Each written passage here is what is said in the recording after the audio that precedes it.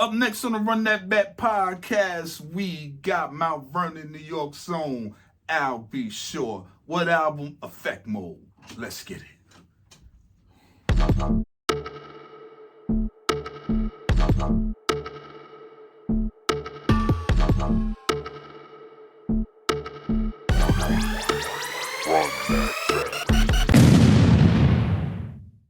What's poppin'? This your man Scorpio Boogie. and this is the Run That Back podcast. And today, we have, in my opinion, the one that one of the ones, I think it's like a three-headed monster, that set off the New Jack Swing era. This guy was definitely one of them. Today we're going to get into Al B. Shaw's debut album. That is correct. Al B. Shaw, produced by mainly Kyle West and Teddy Riley. But Teddy Riley had one song on there, but we'll get to that. We'll get to that. That's Al B. Shaw's Effect Mode. We're going to get into today. So, today, as he stated, Al B. Shaw in Effect Mode. This is the last album in 1988's biggest. No, it wasn't the last album released, but it's the last album that we are doing because we've done Guy. We've done out the trilogy, the three-head monster. No, out the five-headed monster. Keith Sweat, Guy, Bobby Brown, New Edition. No. Because it number one has got to come from Teddy. I'm just saying. Just hear me out. What I'm saying is, these are the 5 albums in 1988 that were in rotation for every single young black person in 1988. But you can't put that in album. You can't. No, I'm saying the three-headed monster of the New Jack Swing. Okay. Who introduced it to the world, and that's now, and I'm going with Guy. You could go with 4, but I'm going with Guy. Obviously, Keith Sweat, Bobby, and we got to go with Albie. So, but I don't know if I want to put to be truth. I don't even know, because here's the thing: out of all of them, I think Keith Sweat is like Bud Light. Albie Shaw is like Bud Light. He's the lighter version of the New Jack Swing. His swing was a little bit delicate. I want to say something, but I don't want it to be taken wrong. No. You know what? I'm gonna just say it. Y'all take out there. Albie Shaw was Miller Lite. Great taste. Let's fill it. You see what I'm saying? I get it. This is what I'm saying. To me, that's the, like y'all guys know, we reviewed albums all over again. Just listening to it, we'll get into it. What I'm saying is, the reason I said that he was the last album that we reviewed in that 5-album artist run is because, like I said, in 88, that's what you heard. Keith Sweat, Guy, Bobby Brown, New Edition, and this man. Right. So, with that being said, what was your introduction to? We gotta explain the climate. Well, you know what? We're going to do this real quick. We've talked about 1988 for 4 separate episodes. Right. Y'all know what the environment was, and if you didn't, please go back, look at Keith Sweat, look at the Guy episode, look at Bobby Brown's episode, and actually, you'll see the New Edition episode. Well, here's the thing. He might be the one to first have the first visuals of that. And I'm saying with Night and Day, and with Off on Your Own Girl, the visuals. I'm talking about him coming out with the acid wash jeans. Like, we didn't see that in a singer before. Okay. With that presence. Like, if you see the video, even though it was, it was real quick. You see Andre in there a little bit, and you see him with we didn't see this before. Everybody was suited prior to this. Maybe other than Bobby with. He wasn't even touching New Jack. No. Bobby with Well, he was suited in Don't Be Cruel. No. But this came out first. I'm talking about. I was thinking about Bobby's first album. Oh, you talking about King of Stage? King of Stage with the girlfriend, but it wasn't the street and what I'm saying. It wasn't what people Swing were wearing at the time in the streets, right. Yeah, he wasn't reflecting. I mean, it was youthful, but it wasn't what you and I were wearing. Right, because at that point you can confuse visually. You could say the rapper looks like the singer. This was the beginning, and New Jack Swing introduced that, right, to a certain degree. You know what I'm saying? With the Teddy with the airbrush jackets and that whole thing. I'll be sure with the distressed denim. Right. We didn't see that in the singer. Hell, I think that was the first time we even saw that on the video. Well, and technically, if you want to keep it all the way 100, I mean, he wasn't. I mean, ladies loved him. He wasn't a bad looking dude, so he could have been a model as well. No, you know what I'm saying? No, so that's why I kind of associate the fashion with him and him introducing. That's why I was saying the visuals. That was the first little hint, and we kind of built from there. But go ahead. I got you. So, like I said, 1988. We're just going to get right into this album. Right. So basically, just some background information. This album was released on May 3rd of 1988 on Uptown. The Al B. Sure was found in 1987, but the Sony Innovators Award, correct? Right. That was a annual talent show case. Quincy Jones saw him, handpicked him as the winner, took him to Benny Medina, correct, of Warner Brothers, offered Al B. Sure a what recording contract. What do you think contract. Quincy saw? Because when we get into the album, and there's a deeper reason why I'm explaining it, but what do you think Quincy Jones? I mean, we're gonna go with the look. I get that. I would definitely say the look, but then also his sound. He didn't sound musically. What I'm saying is musically, his sound, although New Jack Swingish, was not the same as Guy. It was not the same as Bobby Brown. It was not the same as Keith Sweat. Right. So that's knowing Quincy, he's been around. Well, they weren't out yet. Exactly. But what I'm saying is, Quincy hearing something is like, that's different compared to what's going on right now or what could be coming down the pipe. I would have liked to seen that showcase just to, because then you go to the history of what Quincy's used to working with, right? Mm-hmm. Because not shortly after, Tevin Campbell comes behind, he discovers Tevin Campbell. Right. And then you just think about the history of Quincy. This is the man that worked with Michael Jackson. Right. And then, so I say, you meet Michael Jackson on the set of The Wiz, and you figure, I see something, I can develop that. And then you just look through the hit Brother Johnson. He worked Ellis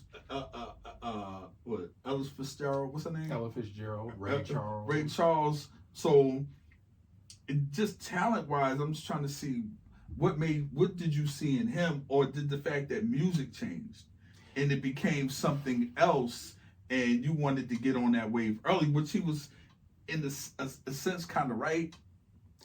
Yeah, because Benny Medina was right.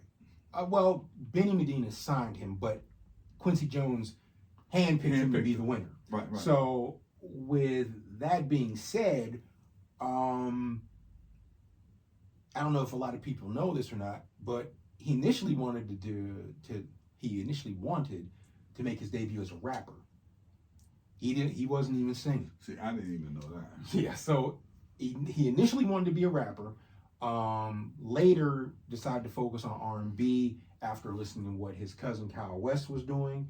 So then, after he was signed, he got his cousin to produce the album. Right. He ended up writing a hook to Night and Day, and that's where he wrote the hook to Night and Day? He wrote the hook to Night and Day. So basically, because of him going from rapper to singer, he had to learn how to write songs and melodies in a short period of time. So within the span of 6 months, he made the transition from being a rapper to being a singer, which leads me, which that information helps me because it also helps now thinking back, listening to the album, why certain shortcomings occur with him vocally, because now that I know that, I realize he was trying. But yeah, and then he wasn't fully committed. And if you're a writer, whether people believe it or not, if you could write a rap or you can write a song, then you can do the other.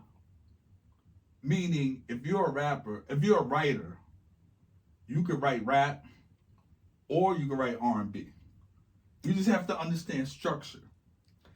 Right. Because it's still, you see what I'm saying? Once you understand structure and how to write, you can do both. You might, even if you can't sing it, like there's a lot of writers that can't sing, but they can write.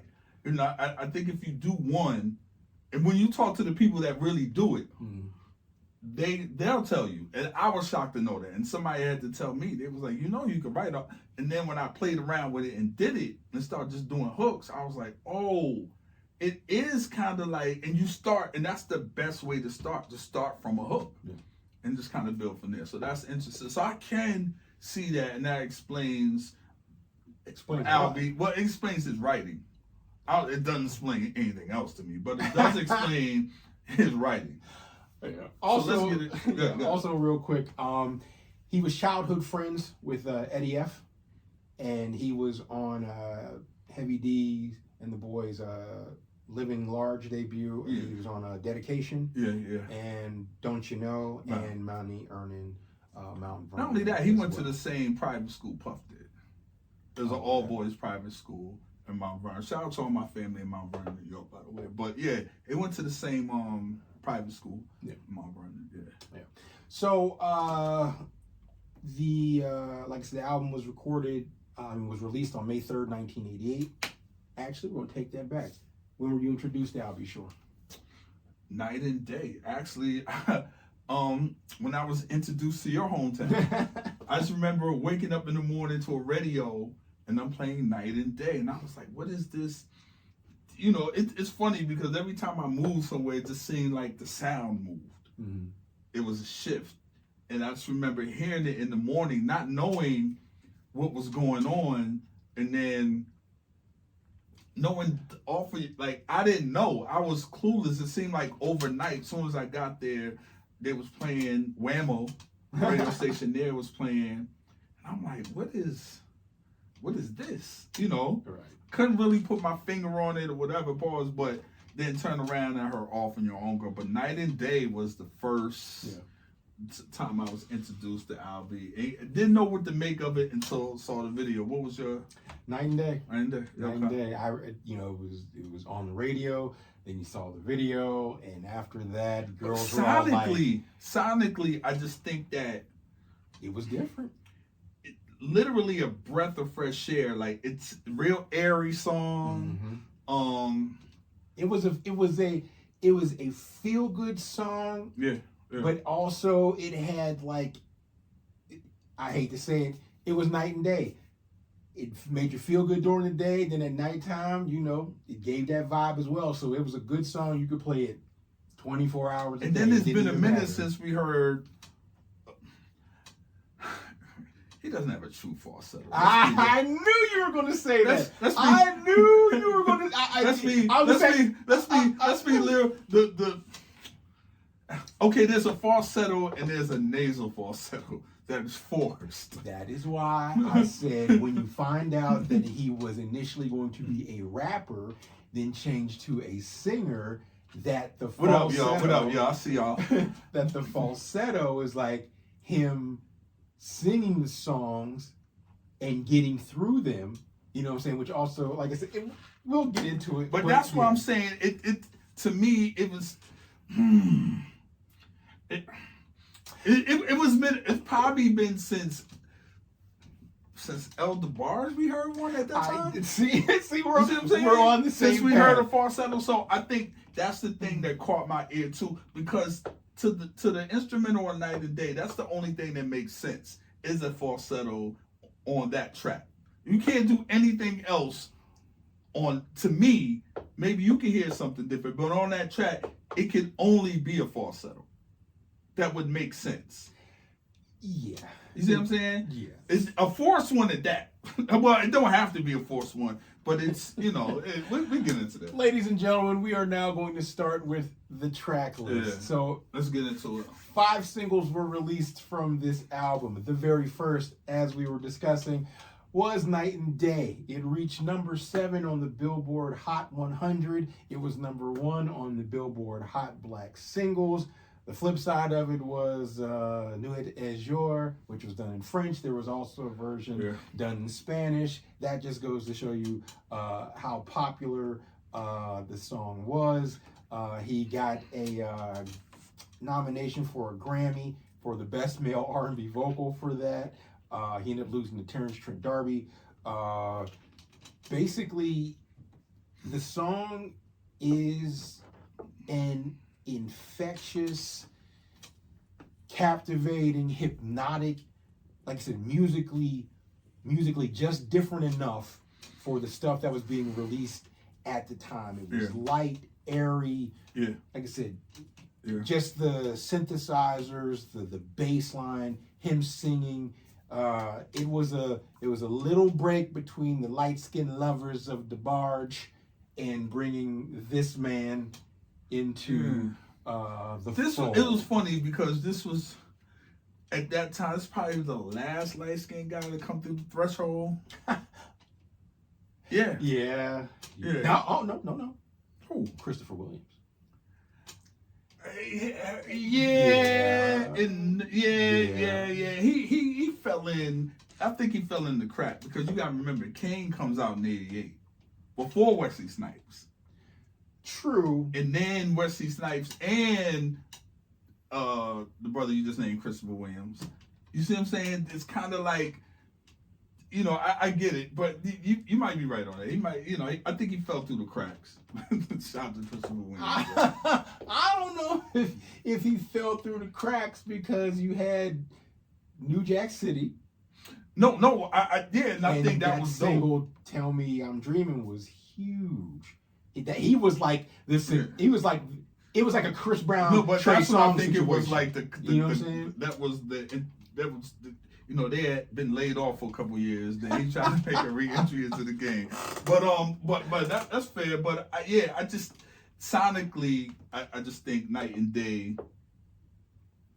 It is a breath of fresh air. It sounds different, and then him coming in with a falsetto, we didn't hear in a couple years at that point. It was missing, and he comes in and he did his thing. He did his thing without.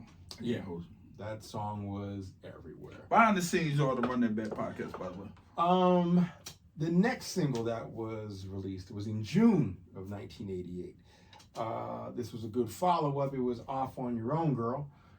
This was written by Albie Shore and produced by Albie Shore and Kyle West. Reached number 1 on the Black Singles. It ended up being number 45 on the Billboard Hot 100. How did you feel about Off on Your Own? Loved it. Always got confused at certain points, but loved it. With the Slick Rick thing. I was okay. I would always get confused, but just Off on Your Own. Now this is where it starts to sound New Jack Swing ish. Mm-hmm. This is where the sound. Okay, you're just like, okay, I hear it. It's like, what is this? It's upbeat, it was popping, it was swinging, and that's when, to me, just to be honest, that was my real first taste of New Jack Swing, was that record. As far as I can remember, this is 30-something years ago. Because I'm like, almost like you could do that? Even when you see the video, he's on the rooftop, he's, he talking slick to the chick, told her don't sweat yourself on the strength, which was a popular slang back then, on the strength boy, and all like that. So it was like he was using, a singer using hip hop terminology. Right. You know, do I look too good for you? Or maybe you just look too good for me. Yeah. Think you don't on the rope. Right. No. 0 on the strap. Yeah, he was talking spicy to the chick and all that. You know, so it was like, okay. My only complaint of this song and then was the Slick Rick sounding rap that he did. So because at first he I was did like, the sounding, and then Rick come around on the remix. Well, I was about to say, got to be on the remix because he wasn't on the album. But like I said, when I first heard it, I was like, Slick. Oh no. But he just sounded a little soft. I'll just say that's the best way I could describe it. Well, I wouldn't expect the R&B to be all rough. It just be like, nah, but it just wasn't. You could tell it wasn't Rick. But he was trying to do that English accent, I suppose. But I still love the record. That was the only part that makes you kind of like, you know, a little uncomfortable. But other than that, this is where I think the women fell in love with him at. Oh, that's because Night and Day was a black video. This was black and white. This would go to color to black and white. I want to say, I'm trying to remember who did the video, but they captured it's Andre. It's a cameo of Andre Harrell in there. Mm-hmm. You see early Andre, and they got the models, so you already know what type of time Andre was on. He liked the model women around him, and that was him and Russell's thing. So they kind of out to lunch and that whole thing, and they show Albie Shore being the superstar before he was a star. I personally don't think he was ever a superstar. He's a star, but he's not a superstar. But they showed that. You know, that the women chasing him and him being there, autographs and paparazzi and all this stuff, and they sell you on that. But I love the record. I think the visuals work for the ladies. Hey man, this dude, he was that dude. I think Al's tall. He looks tall in the video, right? I never met. I met almost everybody of that era. That's probably the one guy I did not meet. Yeah, there was a dude that we used to hang with who was in our dance crew. His name was Bill Kinchlow. He looked damn near like Albie Shore. Tall, played football. Yeah, the unijoint. He didn't have a unibrow, but he kind of looked like him. Okay. The next single that was released was "Rescue Me." Now, "Rescue Me." That when you say he wasn't a true superstar, right? At first, I remember him on the Apollo doing this song. Mm-hmm. I knew after he did this song and the way the crowd was reacting, I was like, I get it. And let me say he was a black superstar just for this album. And I will explain as we get later on into the program. I explained to you why he wasn't a superstar. He was a black superstar for this album and this album only. Hold on, what is your criteria? Because we've always had this debate. What is your criteria of a I believe he was a star. I give him that, but I believe he was a superstar for hear me out. He was a superstar for this album only. The only problem, even with that argument, is Bobby Brown. Eclipsed all them niggas. Bobby Brown was a rock star. He wasn't a super. Bobby Brown was. But he had to start. That's the next level, superstar rock. But it's in the same arena. Nah, man. Bobby Brown was above everybody. Bobby Brown was. But he was God tier. But he had to get there.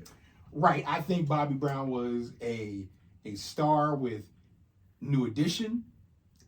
Then once Don't Be Cruel came out, that's where he transitioned from superstar to rock god at that point. The reason I say he was a superstar, and we'll just get into it now. The reason I say Albie Shore was a superstar for this album only, is because he hit the scene. Girls loved him. All of a sudden, it was like, oh, you seen that dude who sings Night and Day? Because at first you didn't see him, but then once you saw the video, girls was like, oh my God, he's so fine. Blah, blah, blah, blah, blah, blah. It was like the new coming. It was like the new edition of El DeBarge. it was like, oh my God, you say falsetto, and then, like I said, each video that he released, it was like he was just building. So that's why I said for this album only, that's what he was a superstar. And once we get a little bit further, or once we get a little bit further into the program, I'll tell you where the star crashed. The first time he sung public, he crashed. But go ahead. That's where we were going. In any case, the next single that was released, and yeah, Killing Me Softly, the remake of Roberta Flack's classic song, which was then done years down the line by no, actually just done a few years by the Fugees, but like 10 years, longer than that, years later. Yeah, 8 years. 86. I mean, 96. Yeah, 8 years later. So yeah, this was I didn't like this. This is where it went left. I almost forgot until I re-listened to the album. I was like, oh, this dude did do that. Yo, man, listen, man. Once again, it's the fake falsetto for me, as they say. It's the fake the nasal. It wears on you after a bit. And this is probably before. I guess you could cut it up, but this is before the digital. This is still analog, right? Yeah. So I'm just thinking, is there punching at this point? Yeah. It had to be a lot. Yeah, there was punching. It had to be a lot of him punching in, because you don't really know how bad or non-singer he is till you go back and listen now. He'd be like, yo, man, he got away with murder. He did get away with murder. He robbed the bank. Like, he stuck it up without a gun. He did. Anyway, good. Yeah. Killing Me Softly, he You're did right. remake. Yeah. And the very last single for this album's campaign is If I'm Not Your Lover, that was produced by Teddy Riley. Now, that song made this particular album because it was supposed to be, well, actually I take that back. Yeah, If I'm Not Your Lover, and there was another song, You Can Call Me Crazy, which ended up on Guy's album. Right. If I'm Not Your Lover made this album. Yeah. You Can Call Me Crazy ended up on Guy's album with Al B. Shore's vocals still on it. But Timmy Gatlin written, if you're familiar with Timmy Gatlin, he's the guy that was on the album cover, but you didn't see him past the album cover with the guy. He was the light-skinned brother that was on there from the original group, Kids at Work. Lead singer leaves. Timmy works with Aaron at a men's shoe store in Brooklyn. Finds out he can sing. Aaron's from the church. He brings him to Teddy. Teddy loves him, and he says, this is the new Charlie Wilson. He was blown away. He enters this guy. Then Timmy leaves of a dispute with contract with Gene Griffin. Enters Damian Hall. That's the guy's story. And this song, he left in the middle of the song. The other song we were talking about. But If I'm Not Your Lover, it's almost sounds like the same song. It's a dope record. That's one of the ones I'm like, Offering Your Own Girl and that, all Teddy produced records are hot. I ain't gonna hold you. Yeah, that definitely could have been a single. My only critique of that song is that the drums, had it have been like a My Prerogative snare on that could have done much better, but it just seemed like that was, as you stated, it was like New Jack Swing, but it was light New Jack Swing. You know what I'm saying? So was my so do you think that was because of Albie's vocals, that in the mix having that hard sound behind them wouldn't fit? That's one of the, or Teddy didn't get to that point yet. I think you might. I would like to believe and choose to go with his vocals weren't heavy enough. for that snare would drown him out. But that also makes me go. So now I got a question for you. If that's the case, then what do you think of him turning down Poison? Who, I'll be sure? Turn down Poison? Yeah. Oh. Could that have been the reason? He knew that, or was it the content, or he knew that his vocal, you said, now that's a harder hitting track, and we just talked about that with Teddy. You know, if the drums were loud on If I'm Not Your Lover, it would have probably drowned Albie out with his vocals. I think it would have drowned Albie out, because even Ricky's voice has a heavier tone than Albie Shore. And it's more piercing, it's sharper. Ricky has a more sharper voice. Even though it's light, it's sharp. You know, it's not like Ralph, it's sharp. It's not like Bobby, who has more weight than Ralph. Right. But it's like right in between. Yeah, it's right. It cuts, you know. Yeah, it cuts in between. Ricky also uses falsetto, but not like Albie Shore. Right. You know, he didn't rely on his falsetto. So yeah, Poison definitely would not have worked. Now, had he got that song, it would have been a waste, and who knows where BBD would have been. So that goes into If I'm Not Your Lover. Maybe, I'm saying, in the mix, the drums were too loud for his voice. His voice could not cut through. I don't even think it's the volume of the drums. It's just the drum sound. It's like it gave a little bit a lighter snare. It wasn't like it wasn't like that type of snare. Right. It was like a boom. But he could, right. But his voice, I just think, wouldn't cut through. It, you know, maybe if he had a real falsetto, but not a nasal falsetto. Yeah, because sometimes when he sang and you heard his natural voice wasn't deep. Bad. Right, it wasn't bad, but he didn't sing in it long enough to get you to like Albie's voice. And not that you can't do both.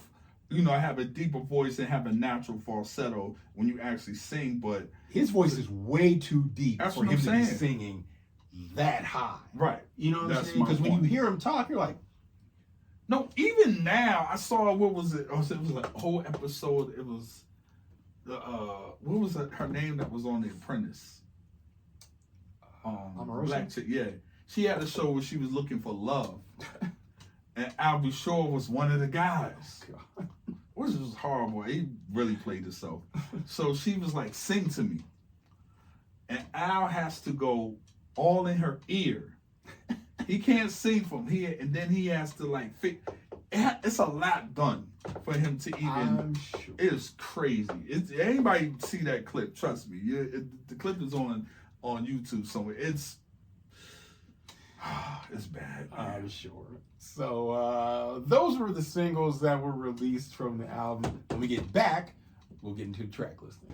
Okay, y'all. Thanks for coming back. We are now going to get into the track listing of In Effect Mode. So, as we stated, the first song was Night and Day, classic. We've heard it, love it. The next song, Ooh, This Love Is So. I happen to think that this was a great start to the album. I'm really like that. I'm really like that. How you like that? I don't know what the heck just happened. Pardon me. Why? I don't. Pardon me. I don't know what the heck just happened. Technical difficulties, bitch. My bad, y'all. Go ahead. Like I said, Ooh, This Love Is So. Like I said, a song written by him and his cousin Kyle West. Finger snaps, synthesizers, very, very quiet, stormish. I happen to like it. Let me ask you this: do you think that because listening to his content, right, and even by the titles, hell, even one song, I'm getting. And I didn't think about this till we listened to the album. I'm getting wannabe Michael Jackson vibes. And I'm getting more off the wall or the slow songs. I get it why you would say that. Because now I'm thinking Quincy Jones. Hold up. Now it's all come on. Hold up. Hold up. I was about to say, I get it. This is where Quincy was trying to go. At that point, he wasn't fucking with, he wasn't messing with Mike. He was trying to get a new age Mike. But here's the thing. I'll be sure didn't dance. He hit you with a little two-step. Maybe they thought they could work with that. And then you got Tevin Campbell. You see when Quincy was trying to get another mic. Yeah, he was trying to get another mic. Pause. He thought that Al B was another mic, but just a little bit more mature. He'd catch him a little bit later down the line. And with all the high-pitched whoos and ahs and, very Michael-ish sounding ad-libs and notes and screams and moans in between, the lyrics. Think of the about song. Human Nature. Yeah. I got You see what I'm saying? it. Hey, forget Human Nature. Think about Got Me Working Day and Night. What's the Want to Be Starting Something with all that. He was doing too much of that. But we'll get into that towards the pros and cons. The next song, Killing Me Softly, trash. You've already addressed it, but yeah. The next song, Naturally Mine. This is where I get that vibe. I get that, and know what else I hear? I hear butterflies. Obviously, it wasn't because came out decades later. You're going to hear a record scratch. I'm just letting you know. No, I don't hear it. But what I'm saying is, he's trying to be delicate vocally over these tracks and have these pretty falsetto notes, and he does not pull it off. Even though it's a vibe track. How we talk about vibe track. Right. So if you don't take the vocal stuff seriously, you'll enjoy it. Yeah, it's a vibe. You can, you can. Because I'm saying I actually like it. Yeah. But but it puts me in the pot. If somebody told Mike to go in there to make Mike could have pulled this off. Mike could have pulled anything off. Right. Well, anything that Albie did for sure. Right. But just think about that. If they would have gave that to Mike. Yeah, it wouldn't have. I think the two songs have sounded two separate songs. They've been two separate songs. The next song we've already covered, Rescue Me. The next song we've already covered, Off on Your Own Girl. The next song, If I'm Not Your Lover, we've already covered that. The next song, Just a Taste of Loving. I have a problem with this. This is the album tanks in two spots for me. Yeah. Once you reach Killing Me Softly, that's the first. Then he comes back up. He recovers. He recovers well. The recovery is great. He recovers from that. But this song, just another. To me, this sounded like a producer indulgent song because there was a lot of drums going. Yes, a lot of drums going on. There was a lot of background vocals, a lot of reverb. It just sounded like Tell people what you mean by producer. Explain. I know what you mean, but I want them to. Okay, so what I mean by producer driven, meaning that sometimes producers, I've gotten caught up in it a couple times myself, but sometimes when producers do a song, they want to hear what they've created much longer than what the singer/rapper has done on the track. So he has drums going. There's background vocals going. And I'm thinking that he was just so enamored with what he created and the sound. Or he's just like, you know what? I'm going to let this ride out a little bit. Just vibe with me. I think it's a good track. This hot. We're just going to let this ride out for a little bit. And they when they started to fade, he's like, no, don't fade yet. Let it go for another 30 seconds. When the dude wants to fade, no, wait, not just yet. He was doing too much. The definition of doing too goddamn much. And you do the track. It's just like a rapper. You just want to go past 8 bars, and you want everything to be a punchline. Instead of letting the song does with it, and just let it.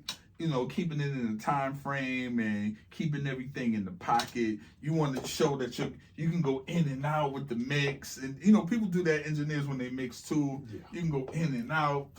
The singer that overly runs on the track, this is the same thing. It's along those lines. Yeah.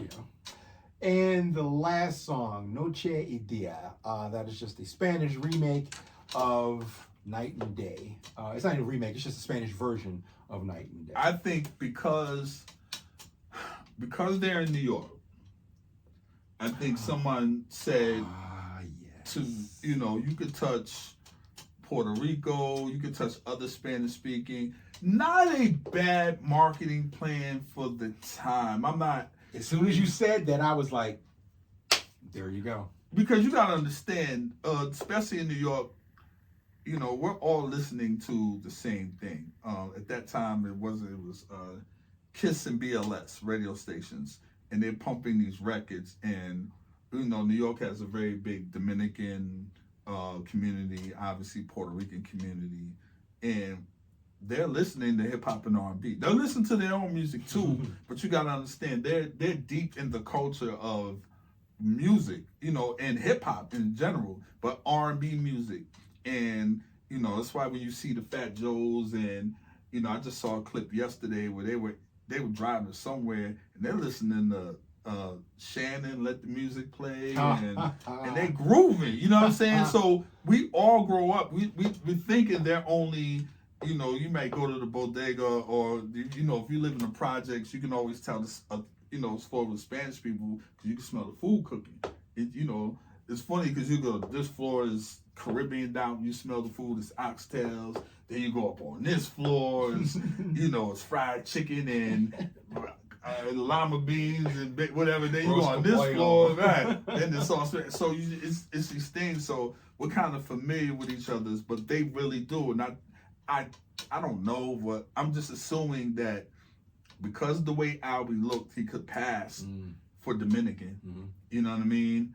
And I just think that was a strategic move, and it probably worked. I know it worked with Guy and Bobby, so I'm assuming it worked with Albie too. And the women loved him, so why not tap into that marketing you did? Yeah, it definitely worked because, like I said, this reached number 7 on the Hot 100. So this song eventually ended up turning into a pop song. And most times when there's a huge pop song, if they can, there will be a Spanish version of it, because then that just opens you up to a whole new market of South America, Latin America. That just gives you more reaching power for that particular song. Real quickly, what I would like to do is give a shout out to Terry Robinson and Tabitha Brace. These ladies are background vocalists who did a lot for Uptown music. If you look at the credits for Uptown artists, you will see them on there singing backup, and they did, if they were not on, darn near every Uptown album. What's the name again? Terry Robinson and Tabitha Brace. They eventually came out as a duo at some point during that time between 88 and 90 maybe. I think it's Terry and Tabitha. That was their group name, but they definitely did a lot of background. So like session singers, studio session singers for Uptown. Uptown had a few. I mean, I know what's the name, because what wound up happening is you get them for your camp. Like Teddy had Tammy Lucas. Obviously we know LaFace had Tony Braxton. No. Oh, Deborah Killings. Killings. Yes. You know what I'm saying? So a lot of these camps, for their artists coming in. Oh, hey, Teddy also had old girl that was with Keith. Jackie McGee. Jackie McGee was one of them. Talented girl. I'm trying to get Jackie McGee on the show too. I know she's doing some interviews right now. I saw her on another show, and she has a lot of interesting stuff to say. She's a character. I like her though. I like her. But yeah, shout out to Jackie McGee. Yeah. So that was the album, the track list. Now we're just going to get into the pros, cons, and conclusions of In Effect Mode. So what were your pros? my pros were night and day. All the Teddy produced songs. And don't get me wrong, even some of the Kyle West records. Well, the majority of it was Kyle West. Teddy only produced "If I'm Not Your Lover." But he didn't do the remix of Night and Day? I mean, All For Your Own Girl? I'm not sure. It doesn't say here that he did any remixes. He just did "If I'm Not Your Lover." Oh, If I'm Not, but definitely that. The singles were right. They played it safe to a certain degree. Because we didn't know. In the visual, I think the timing was more important than any of this. I think that helped them. I think the timing couldn't be better. It's the top of the year as far as single goes. The album came out in May, but they dropped the single I want to say in February. That's when I got hip to them. Night and Day came out March 12th. March 12th. Okay. Well, radio was playing it before that, but that's when they were selling the single. But yeah. So I give it that. The first two singles were right on point. That's the only thing I can say. Where's your pro? Wow. Yeah. My pros are everything except Killing Me Softly and Just a Taste of Lovin'. Other than that, the singles outside of Killing Me Softly were perfectly released. They capitalized on his marketability, his looks. Like I said, the sound of the album was much different than Guy. It was much different than Bobby Brown, much different than New Edition, much different than Keith Sweat. It was a different kind of sound, still within the R&B, I would say, structure, but just sound-wise, it was just different, and it was probably, just how they tweaked their synthesizers or whatever equipment they were using. It sounded different, and you could tell it was heavily, a lot of heavy programming that was done on that. Okay. Your cons. Vocal ability. The Killing Me Softly, the stuff that he even tried to go outside the box and do on his own to make it his own, made it even worse. Lauryn Hill made it her own and did better. Because she can sing. No, but just how they arranged it. The beat. That's what I'm saying. It's such a bad record. It really is. I just think vocal ability, and then the more you hear it, the more you find out you can hear that he cannot sing. The vocal falsetto everything is forced through his nose. And that's hard to do when you're on stage moving around because you have to breathe. So imagine breathing and then trying to, you see what I'm saying? Like, it's impossible. You can't do that. You can sing coming from your chest and from your stomach and breathe. But how do you breathe through your nose and sing through your nose? It's impossible. So when you see guys like that to me, that's, you know how it's closing in the summer. We're in August right now. But the tours, not the arenas, the amphitheaters, and you see everybody getting together on these bills and this group and this solo artist you ain't seen since last summer, and they come on out and they do these shows.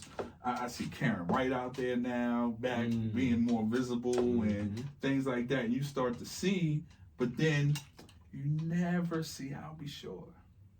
And he beat backstage. I just saw him backstage with Devontae. I'm like, how come you're not open? And I really think that's the reason. Well, yeah. So in conjunction with your cons, I would agree. He's vocally challenged.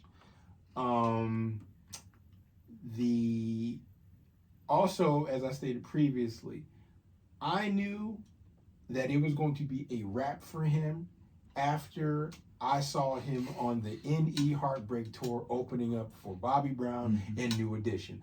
I was excited. Oh, he got spanked. I was excited to see him. I was like, oh, snap. We got Albie Shore, Bobby Brown, and New Edition. This is going to be lit.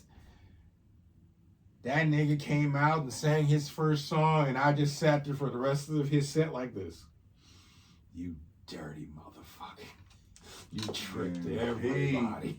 You tricked really did. everybody. You really did. Now, I said, be the dude. I wasn't there for his looks. I was there for the sound. Right. Girls were still screaming and shit, but there was a pause in the arena. Once he started singing, the girls were like, wait a minute. There was that questionable, like, you know, the dog turns their head and goes,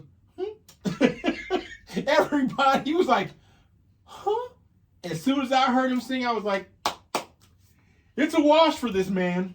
Never been back on tour again. And I wonder why. Something that Cassie should have learned from her 106 in Park appearance.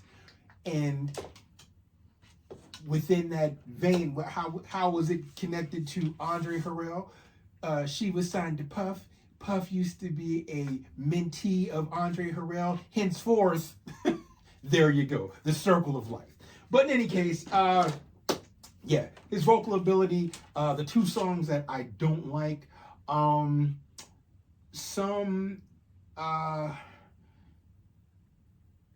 yeah, that's basically it. Like I said, who do you think could have? It just hit me. Who do you think could have pulled that off? Pulled what off?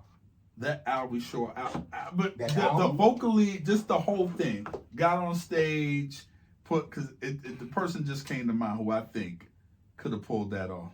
Back then? No, it could be someone from the 80s or the 90s. We won't go past the 90s. But who do you think could have pulled that off? The sound, everything. Maybe forget the look, but just vocally and on stage could have pulled that off with the sound that he was trying to do.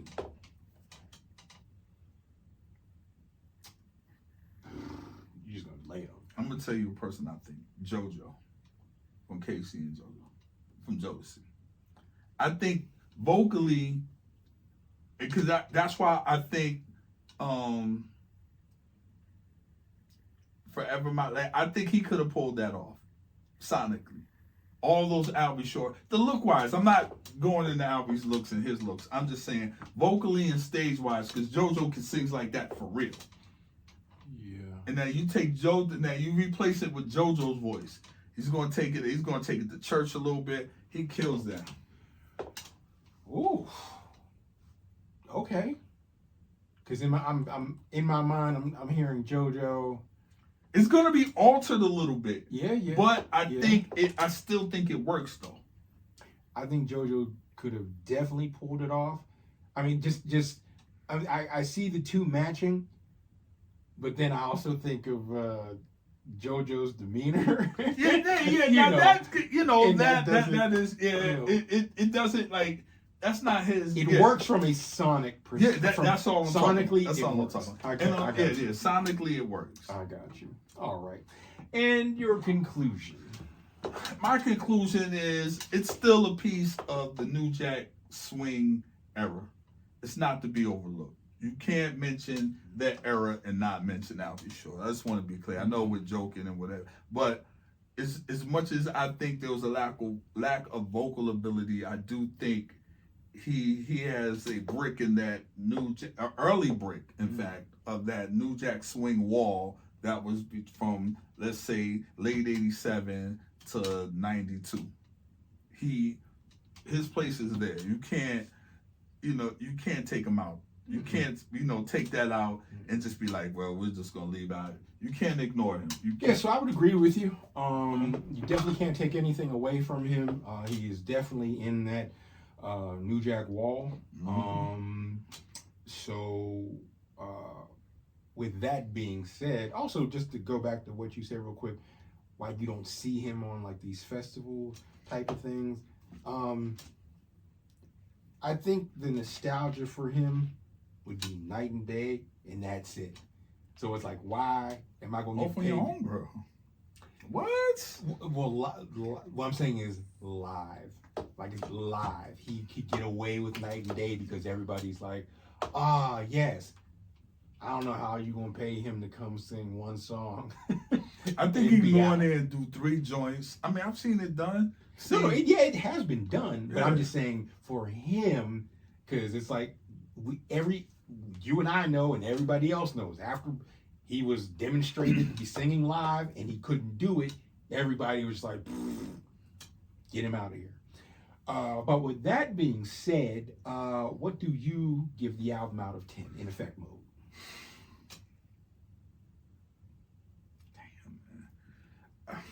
I'm struggling to give it a 7,